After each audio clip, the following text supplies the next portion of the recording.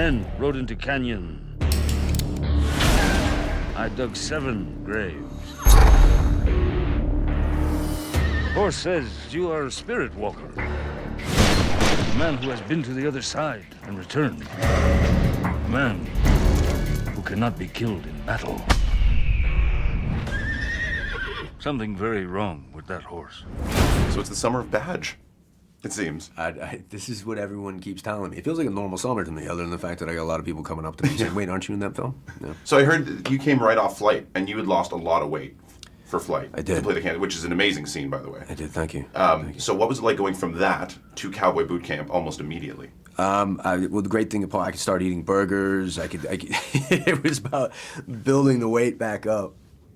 And then get on a horse and start to ride the horse. You know, it's funny, when the Wranglers told me, they're like, you know, the horse can tell what you've been eating. They can smell it on you. So if you eat a burger and then go ride a horse, that horse is going to react differently to you. And I don't know if it's a good like thing. Healthy food? Like, well, I mean, is the horse going to respect you if you're vegan? I don't know. I don't know if the horse is going to be scared of me and like respect me more if I eat a bacon cheeseburger before I ride him.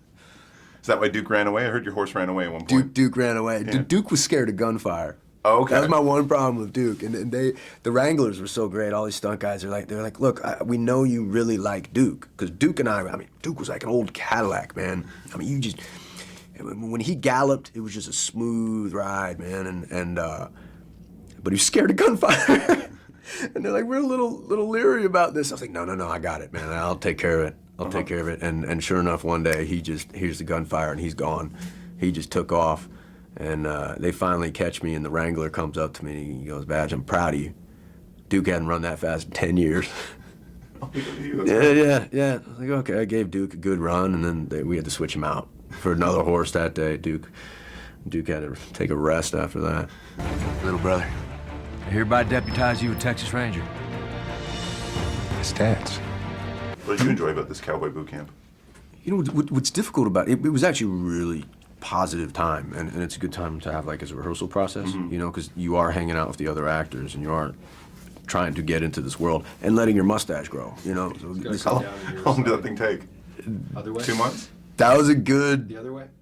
yeah, that was a good 2-month mustache, man. That's hard. Those first few weeks. A little more? It's Yeah. just so dirty. Nope. And the first time it starts to hang over your lip, Oh, I've never gotten to that point the before. first time tried you're it, getting went too food much. caught, and you're eating your own mustache. But it must help with Back just the the other character way, yeah. development too, when you have something like that, right, to work with, and because it makes you feel like a different person almost. It does, because it's so specific, and Yeah. also it does change the way you speak. So we were just talking off camera here about you trying to talk like this with your mouth closed for this role. There was when I was working in Australia, and they got a really bad fly problem. There's flies everywhere, man, and a lot of the Australians, they keep their mouth shut when they're talking. I'm like, what are you doing?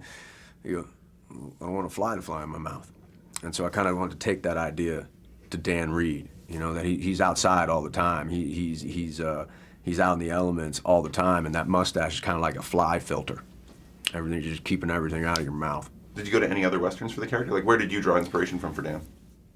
I wanted to make him original. I'm a fan of. I am a fan of westerns. So you have these iconic characters that Val Kilmer in Tombstone. Everything Clint Eastwood has ever done. Everything John Wayne has ever done. There's these iconic western characters that kind of seep into the back of your brain, and part of them are there, but you really don't want to go specifically into them. How do you make it your own? How do you make this guy your own guy? And the trick is, for me, I think Dan Reed had to be the opposite of John Reed, Armie Hammer, in the beginning.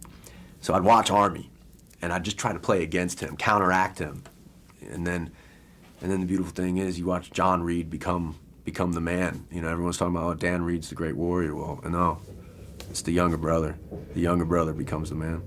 Law and order has come to the West. It's a nice hat, by the way. They didn't have a bigger one?